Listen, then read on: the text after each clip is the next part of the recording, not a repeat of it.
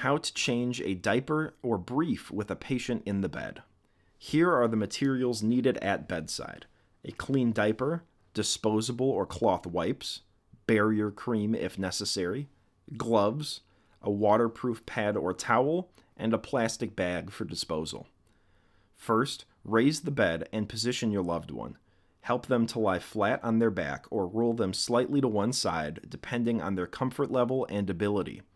Be sure to protect the bed by placing a waterproof pad or towel under the patient to protect the bedding. Next, put on gloves. Then, remove the soiled diaper. Carefully unfasten the diaper tabs. Gently lift the front of the diaper and roll it downwards, keeping it folded to contain any mess. If necessary, use wipes to clean the area as you roll the diaper down. Next, clean the area.